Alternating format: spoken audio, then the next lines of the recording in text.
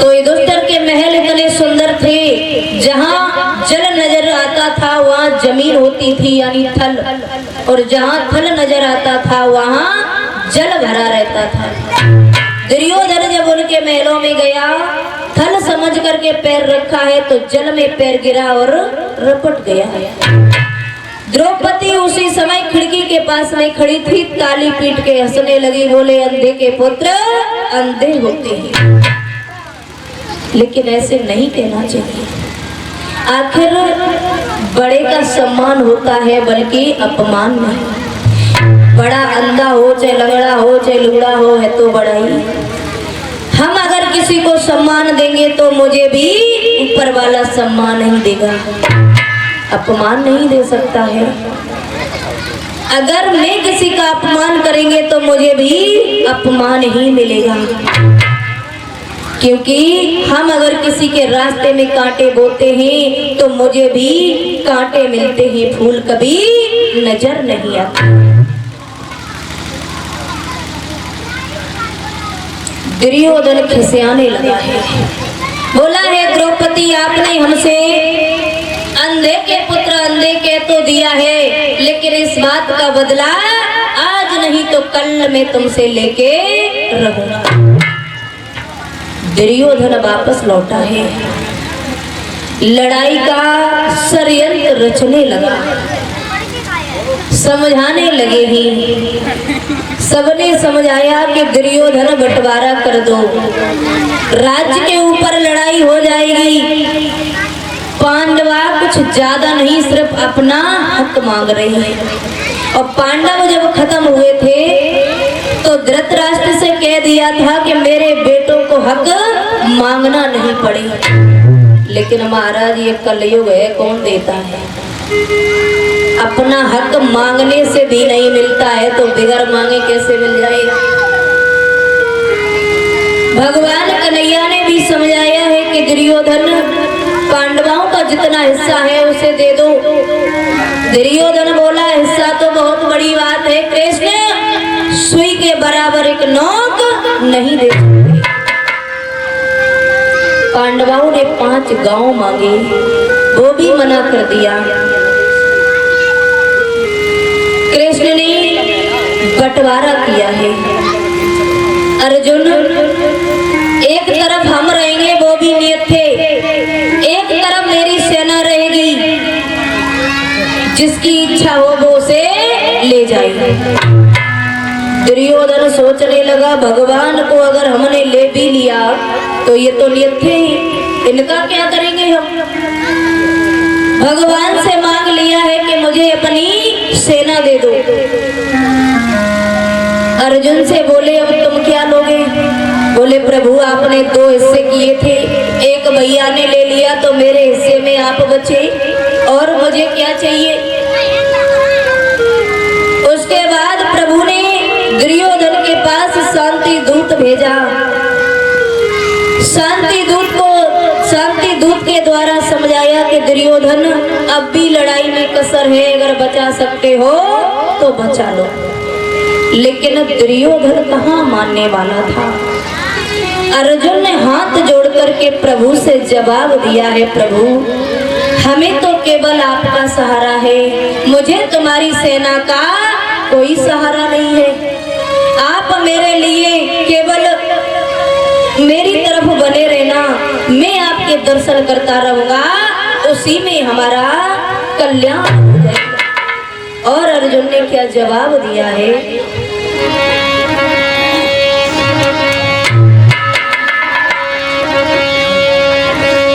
मेरी बिनती बारंबार श्याम तुम दर्शन को आई जइयो। मेरी बिनती बारंबार श्याम तुम दर्शन को आई जइयो।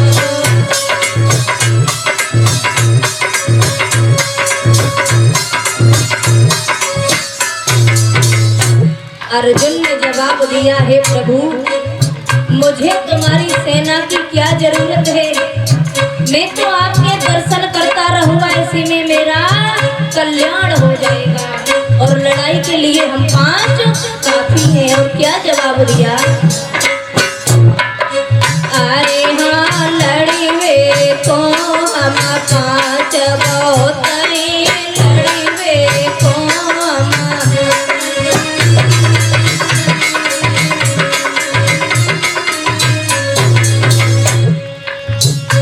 दिन रात चले हथियार श्याम तुम दर्शन को आई गइयो, मेरी विनती बारंबार श्याम तुम दर्शन को आई गइयो।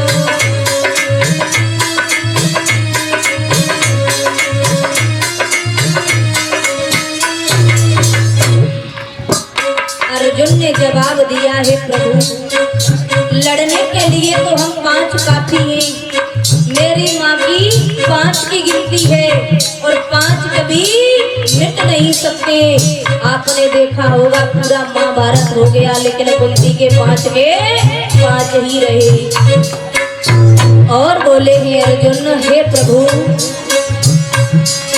हरदम रूप सामने दिखे, हरदम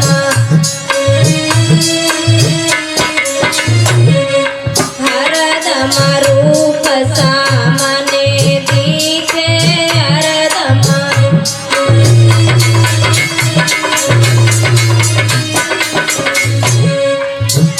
है जाएगी विजय हमारे श्याम तुम दर्शन को आए गइयो, मेरी विनती बारंबार श्याम तुम दर्शन को आए गइयो।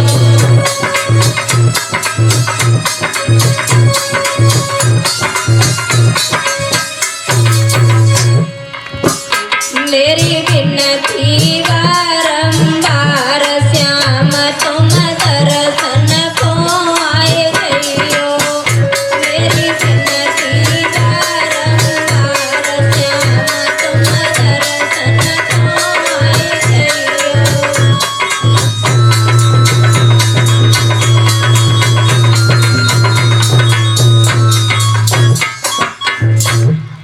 बोलिए गोविंद भगवान की।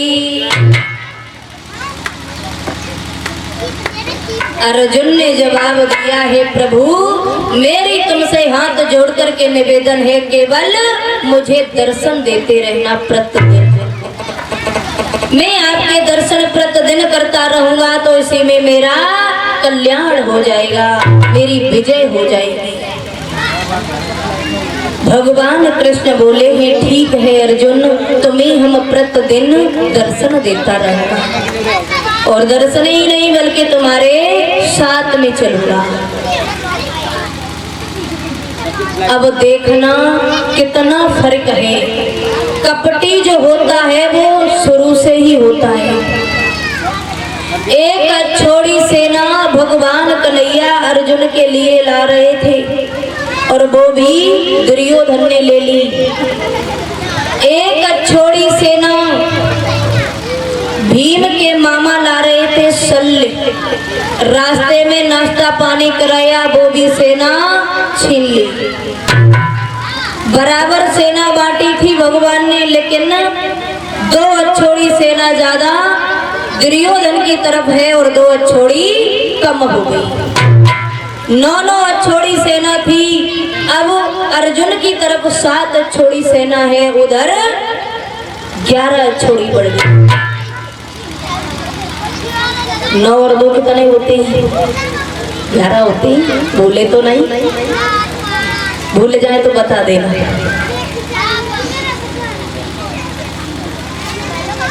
2 अछोड़ी सेना ज्यादा दुर्योधन ने ले ली, लेकिन फिर भी भगवान से कभी पार नहीं पा सकते हैं। युद्ध का समय जब नजदीक आया है, समय जैसे ही धीरे धीरे नजदीक आया है, इधर दुर्योधन ने विचार किया है कि विजय कैसे होगी। भीम के भैया छोटे जो सहदेव थे, पत्रा में बहुत निपुण थे। अर्जुन ने दुर्योधन ने अपना दूत भेजा है और ये कहा कि जाओ विजय की बात मेरे भैया छोटे सहदेव हैं उनसे पूछ करके आओ। लेकिन इनकी लड़ाई मेरी समझ में जन आते हैं, लड़ाई केवल युद्ध में रहती है। अगर कोई शिविर में जाता है तो बरकरार सम्मान मिलता है। भगवान की चाल को न तो कोई समझ पाया है न कोई अब समझ पाएगा। भगवान जैसा राजनीतिक नेता न तो कभी हुआ है न आगे कभी होगा। राजनीति में बहुत आगे थे। युद्ध का जब समय नजदीक आया है तो दुर्योधन ने भाई भेजा कि जाओ युद्ध की विजय कैसे होगी पूछ करके आओ।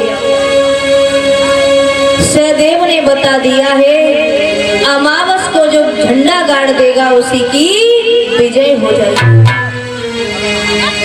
आज मेरे भैया इधर दुर्योधन ने जब देखा कि हमें तो विजय हासिल मिल गई है कि कैसे होनी है, युधिष्ठिर ने सोचा है कि मेरा भैया बहुत निपड़ है, चलो हम पूछते हैं कि विजय कैसे होगी।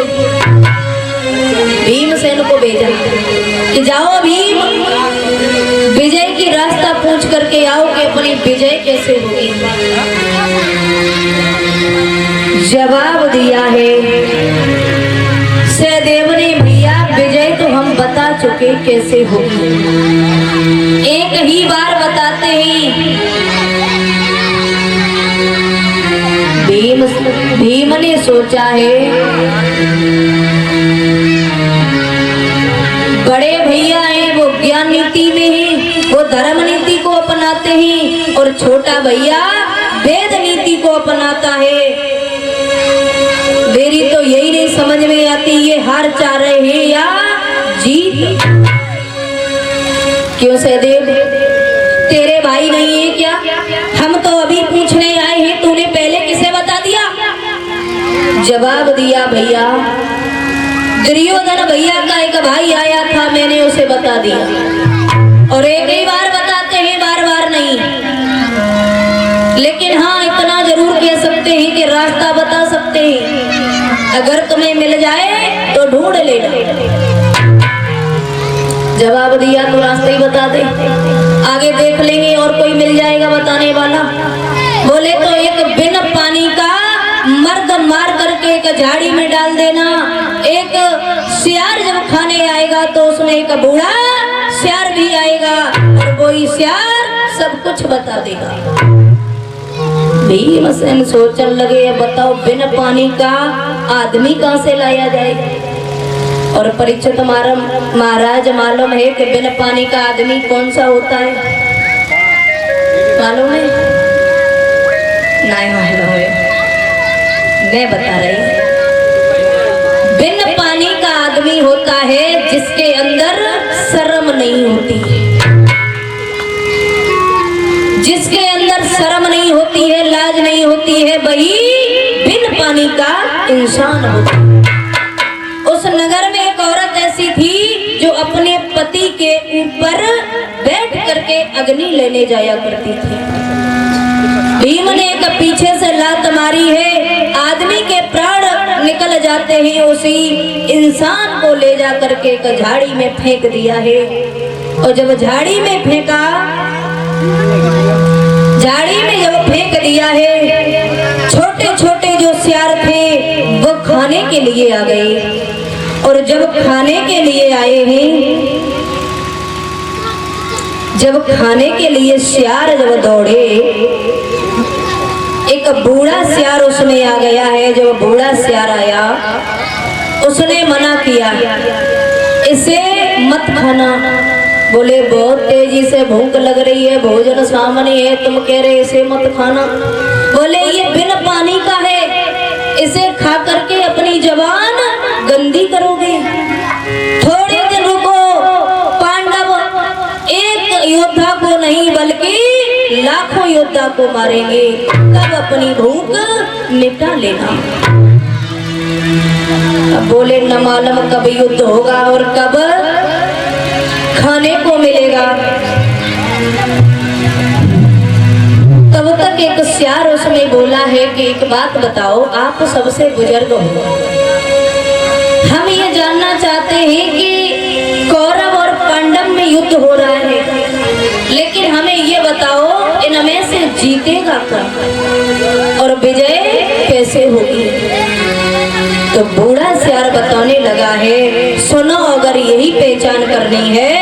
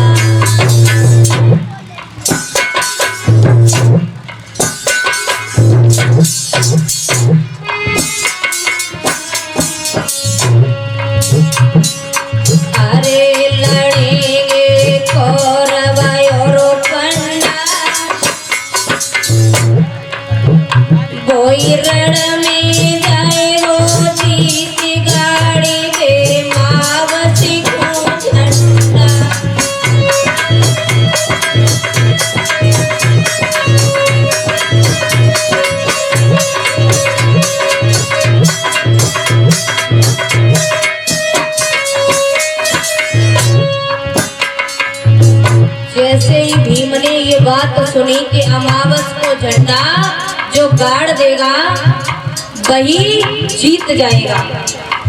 तो भीम जब झाड़ी में छुपे हुए देख रहे थे, जब इतनी बात भई तो झाड़ी से बाहर निकल के आ गए।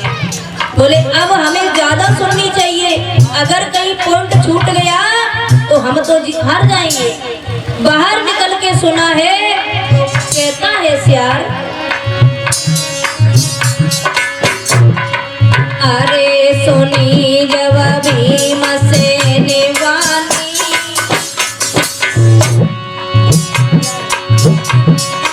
अरे सुनी जब भीम से निवानी, भाई बल की करी न देर बड़ो अवयागे वरदानी।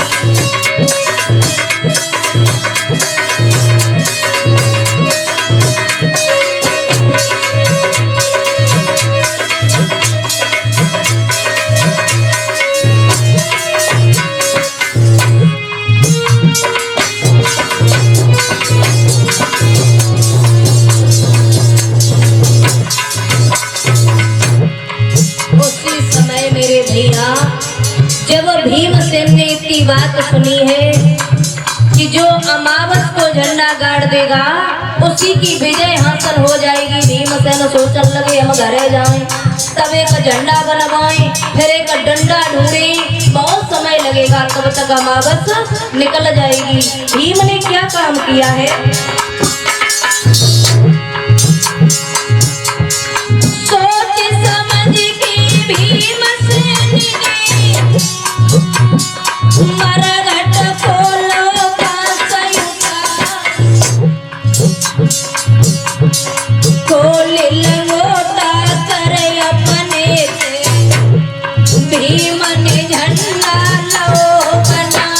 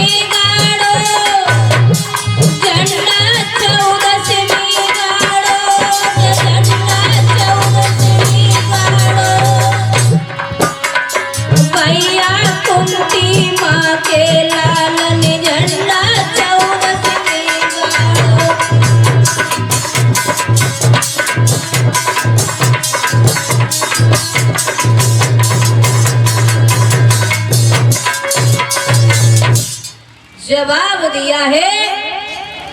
आज भीमसेन ने सोचा है कि हम जब तक एक झंडा तैयार करेंगे, एक बांस को तैयार करेंगे, तब तक अमावस निकल जाएगी।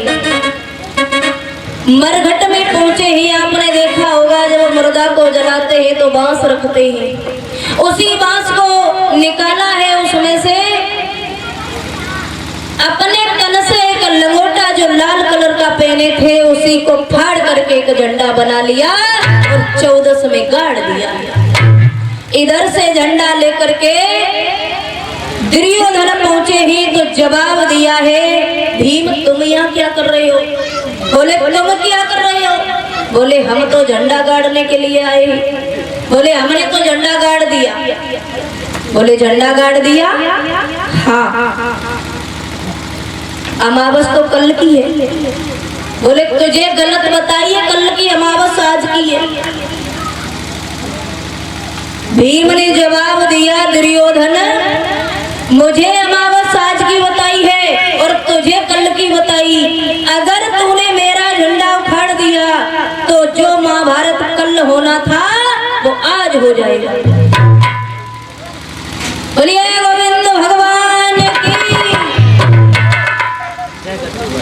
जवाब दिया है, जो महाभारत कल होना था वो आज ही हो जाएगा।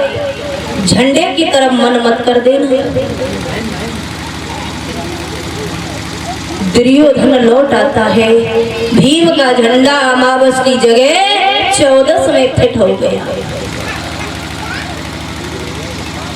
अकल के लिए भी कुछ, वो कहते हैं ना कि नकल के लिए कुछ अकल की जरूरत होती है। इसी बीच में कुछ दान आया है।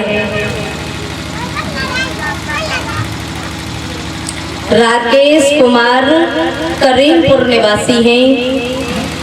भगवान के चरणों में 20 रुपए भिजवा रहे हैं। भगवान से कामना करते हैं कि भगवान हमेशा सुख शांति के पालने में झूलते रहे, यही हमारी आशा और अभिलाषा है। भगवान की छत्र छाया में पलते रहे, यही हमारी आशा और अभिलाषा। बोलिए गोविंद भगवान की। आज मेरे भैया जब झंडा 14 में गाड़ दिया है, 14 में जब झंडा गाड़ा है और गाड़ करके घर पे आए, अब तो दुर्योधन सोच रहा है कि अब हम क्या करें ऐसा जिससे मेरी विजय हो जाए। सबसे हमने पहले पूछा और लेकिन अंत में हम हार गए। इधर भगवान ने सोचा, लेकिन परीक्षित महाराज युद्ध 9 दिन तक हुआ। 9 दिन तक जब युद्ध हुआ, दुर्योधन ने देखा है कि भीष्म पितामह रोजाना युद्ध करते हैं, रोजाना हमारे 10,000 योद्धा मरते हैं, पांडव 5 के 5 ही हैं। गुस्सा में एक दिन कह दिया, भीष्म पिता खाते हमारा बजाते पांडव का है। भीष्म पितामह ने क्रोध में आकर के कह दिया कि जाओ कल एक पांडव को खत्म कर देंगे। 3 व्यक्ति ऐसे थे, अंत जब 18वें दिन हुआ है तो 18 दिन तक सोए नहीं थे। बिना रस्सी की चारपाई बनते थे। परीक्षित महाराज क्या होती है चारपाई बिना रस्सी के? अब रस्सी वाली तो हर गांव में हर घर में है। वही जानता हूँ, बिना रस्सी की हम बताते हैं, कोई बात ना। बिना रस्सी के चारपाई होती है। परीक्षित महाराज शाम को जब आप लेटते हो तब दिमाग लगाते हो सोते समय कि कल मुझे कहाँ जाना है, क्या करना है, घर में कितना राशन है, क्या चीज हमको लानी है। ये बिना रस्सी के चारपाई होती है। सत्य है। अगर कहीं भूल हो जाए तो बता देना, क्योंकि हम आपके सामने बहुत छोटे हैं, आप मेरे पिता के समान नहीं। और अगर बच्चों पर भूल हो जाए तो बड़ों का ये कर्तव्य होता है कि बता दें, इसमें कोई शर्म वाली बात नहीं है। वो जो कहते हैं ना कि जिसने करी शर्म हो सके फूटे, तो हम काहे को शर्म करें जो हमारे फूटे। बोलिए गोविंद भगवान। बिना रस्सी के चारपाई बुनते थे। एक दिन जब भीष्म पितामह ने ये कह दिया कि जाओ कल हम एक पांडव को खत्म कर देंगे, और द्रौपदी 5 पतियों की नारी थी। भगवान कन्हैया सोचने लगे ही अगर एक पांडव खत्म हो जाएगा तो द्रौपदी राण हो जाएगी, और इसकी हमें रक्षा करनी है, क्योंकि द्रौपदी हमसे भाई कहती है, और भाई वही होता है जो बहन की लाज को बचा दे, और वो भाई नहीं जो कसाई होता है जो बहन की लाज को लुटा दे। आज भगवान कन्हैया कुंती के पास में पहुंचे हैं, यानी द्रौपदी की सास के पास में, और जवाब दिया है बुआ रात के 12 बजे अगर तुम्हें कोई कष्ट न हो तो द्रौपदी को मेरे साथ भेज दो। देखिए राजनीति कैसे चला रही है। कुंती से क्या बोले, रात के 12 बजे अगर कोई कष्ट न हो तो मेरे साथ भेज दो। कुंती ने जवाब दिया है प्रभु आप ले जा रहे हो, आपकी बहन है, हम क्या कह सकते हैं। तो आज द्रौपदी भगवान को लेकर के शिविर में चली है, डेरा डेरा देख रही है। डेरा किसका देख रही है, भीष्म पितामह का। कन्हैया ले जा रहे हैं और समझा दिया है कि द्रौपदी ये चप्पल हमें दे दो उतार के। द्रौपदी जब अग्नि से पैदा हुई थी तो चप्पल साथ में आई थी, चलने में आवाज करती थी, भगवान ने उतार करके अपनी बगल में दबा ली। आज द्रौपदी को लेकर के चले, लगाए रही कुरुक्षेत्र में फेरा, लगाए रही कुरुक्षेत्र में फेरा, लगाए रही।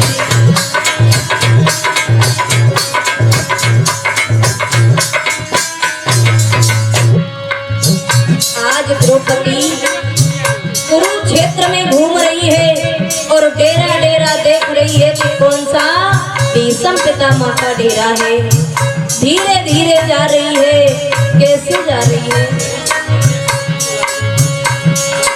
अर्धरात्र में घूम रही है, घूम रही है, देखती डेरा डेरा लगाए रही, कुरुक्षेत्र में डेरा लगाए रही।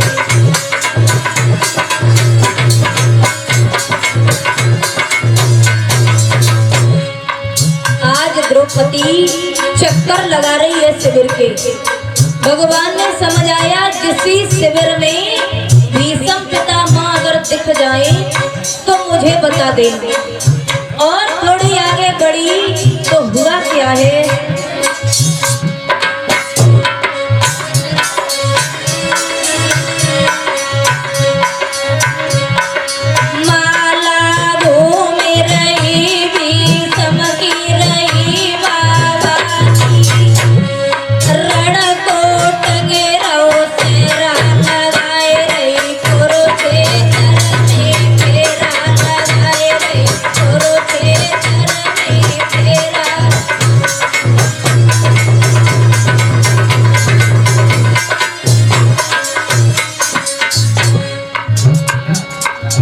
आज मेरे भैया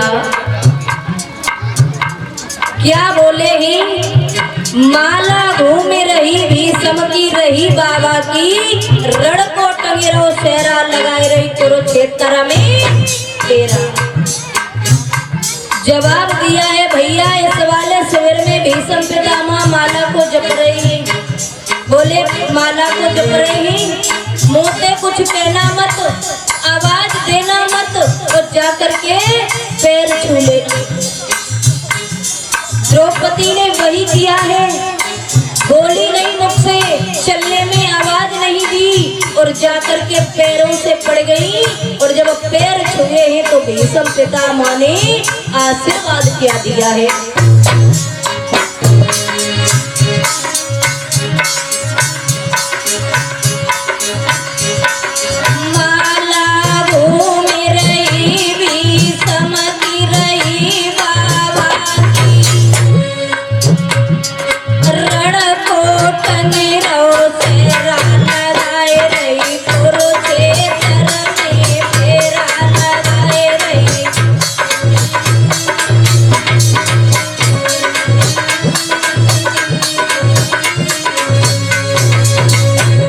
जिस समय द्रौपदी ने पैर छुए उस समय बाबा ने आशीर्वाद क्या दिया है। हाथ उठाई कहीं भी समन कहीं बाबा ने स्वाद बना रहे तेरा लगाए रही करो से कर में तेरा लगाए रही।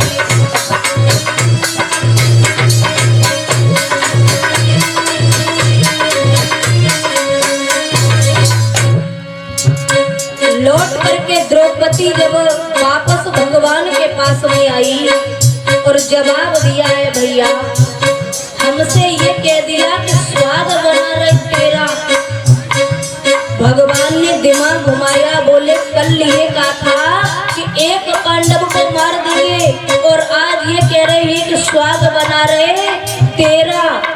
जाओ द्रौपदी, फिर से जाना, और जब जाओ तो आवाज देके जाना। द्रौपदी जब शिविर में घुसी है तो आवाज लगाई है, बाबा भीष्म की नबज कोनी पे डोलने लगी है। अर्ध रात्रि में द्रौपदी शिविर में क्यों आई है? बोली बेटा तुम यहाँ क्यों आई? बोले बाबा हम इसलिए आए हैं, अभी आपने मुझे जो वरदान दिया है सत्य वही रहेगा या जो कल बात कही थी रण में सत्य वो रहेगी। आपने अभी वरदान दिया है कि स्वाग बना रहे तेरा, और स्वाग तो मेरा तभी रहेगा जब मेरे 5 अमर रहेंगे। भीष्म पितामह बोले, अरे द्रौपदी ये तेरी सलाह नहीं है, मेरी बात सुन ले।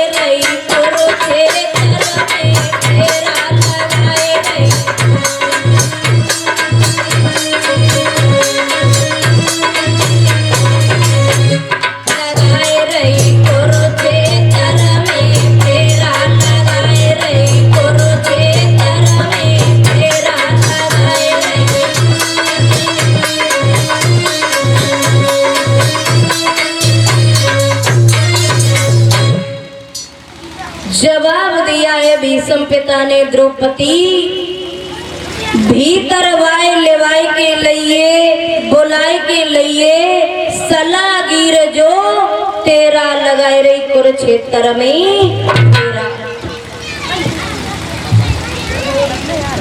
भगवान ने जवाब दिया है, देखना जो 3 लोक का रचयिता है आज एक ब्रह्मचारी के सामने जाने के लिए हिचकिचा रहा है।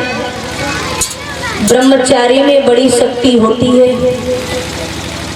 ब्रह्मचारी के आगे एक ब्रह्म जाने के लिए हिलता है, क्योंकि अगर ब्रह्मचारी चाहे तो ब्रह्म को डिगा देगा। आज मेरे भैया भगवान कन्हैया हाथ जोड़ करके भीष्म पितामह से बोले हैं कि पिताजी आपने मुझे बुलाया। बोले हमने आपको बुलाया, लेकिन द्रौपदी को आप लेकर के क्यों आई? बोले हम नहीं लेके आए, रात के समय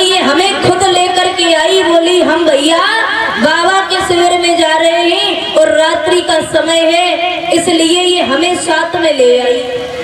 अब देखना राजनीति, कुंती से क्या कहा और भीष्म पितामह से क्या बोल दिया। तो ये क्या पूछ रही है? भगवान बोले प्रभु हम का जाने, तुम्हारी पुत्र बहू है और जो पूछ रही है उसका जवाब दो। पुत्र वधू तुम्हारी है, इसमें हम क्या कह सकते हैं। एक बात बताओ कन्हैया, जब द्रौपदी आई थी तब इसके पैरों में चप्पल थी, वो चप्पल कहाँ है? भगवान ने चप्पल निकाल के जब दी है, भीष्म पितामह ने हाथ जोड़ लिए और जवाब दिया है बारे कन्हैया, तुम्हारे सामने दुनिया हिलती है, आज एक ब्रह्मचारी भी हिला दिया। इनकी तुम चप्पलें शादी डोल रहे हो तो हम क्या चीज हैं। जाओ द्रौपदी, बात यही रहेगी जो आज मैंने कही है, तेरा स्वाद अमर रहेगा। लेकिन कन्हैया, तुमने मेरी प्रतिज्ञा तोड़वाई है, प्रतिज्ञा तुम्हारी भी कभी पूर्ण नहीं होने देंगे। तुमने प्रतिज्ञा की थी कि हम कभी शस्त्र नहीं उठाएंगे, लेकिन जाओ, आज मैं कह रही हूँ तुमने मेरी प्रतिज्ञा को तोड़वा दिया तो एक दिन युद्ध में वो आएगा जिस दिन तुम हथियार उठा लोगे।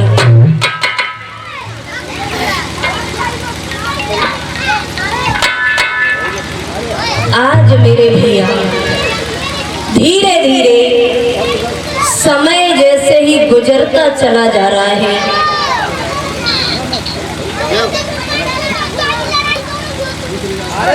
अर्जुन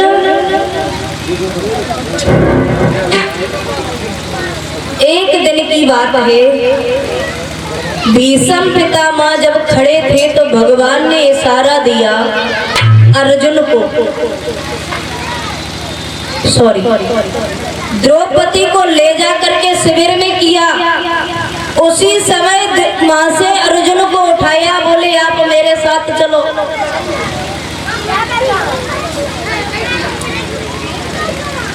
आप मेरे साथ में चलो।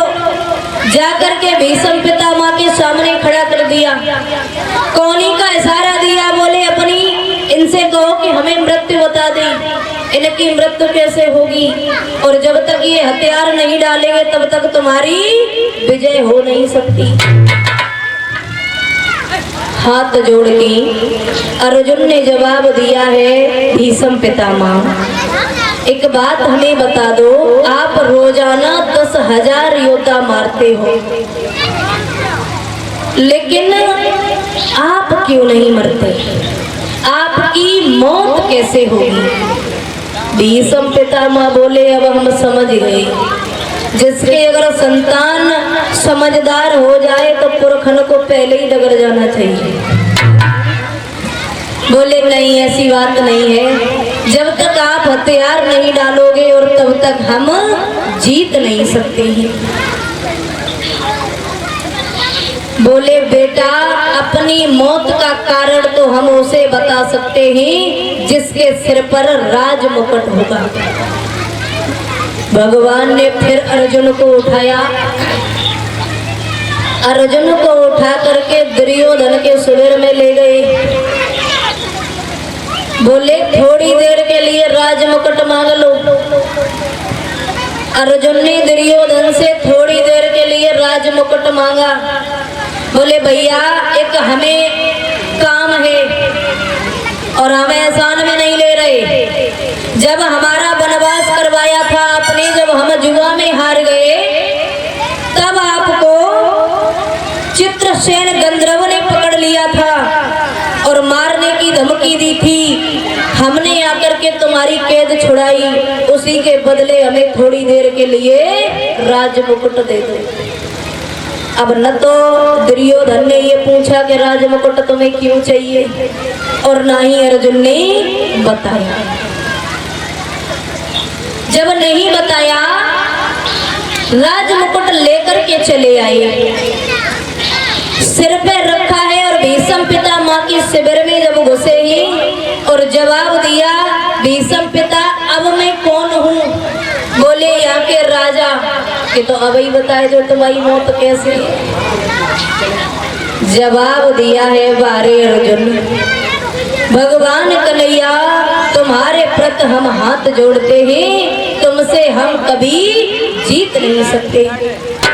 अगर मेरा काल पूछोगे तो सुनो, उतनी देर में अगर मुझे बाणों पे सुला दिया तो ठीक है, यदि नहीं सुला पाए तो आप हमसे कभी जीत नहीं सकते। और मेरी मौत मेरी इच्छा मृत्यु है, हम जब कहेंगे तब मरेंगे और जब जिएंगे तब जिएंगे। जवाब दिया।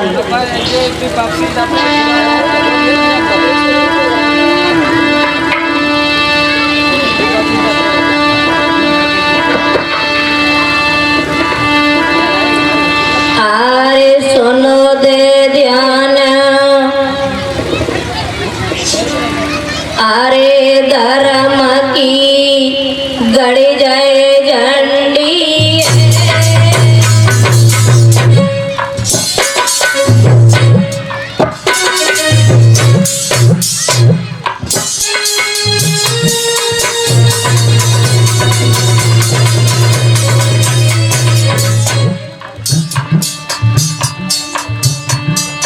अरे धर्म की गड़ी गए झंडी,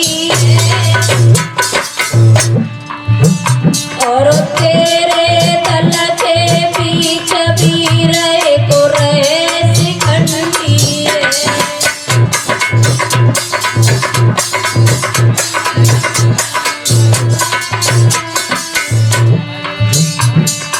जवाब दिया है, हे अर्जुन, तेरे दल के बीच में एक शिखंडी नाम का वीर है, वो ना नर है ना नारी है। अगर मेरी मौत पूछता है तो सुन बेटा, तेरे दल के बीच वीर एक रहे शिखंडी है।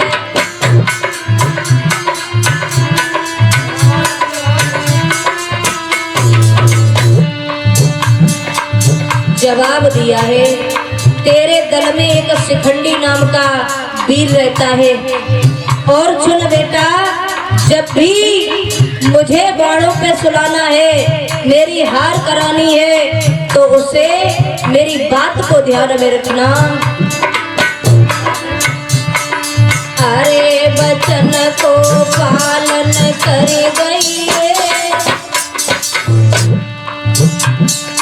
अरे गिरा भी समने हो चारी, अरे गिरा भी समने हो चारी।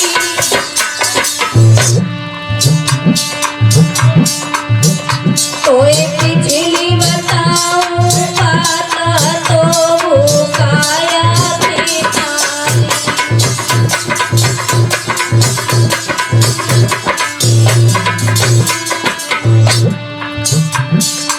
अरे वचन को पालन कर गई है, अरे वचन को पालन कर गई है। और नाम शिखंडी वीर मेरे तो सम्मुख धर गई है।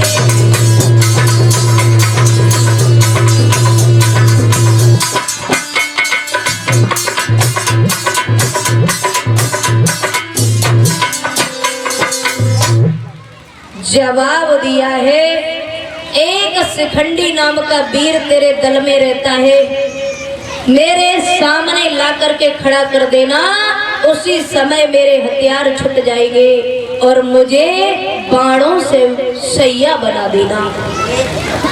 जवाब दिया है, तेरे दल के बीच में एक वीर शिखंडी रहता है, वो शिखंडी न नर है और न ही औरत है,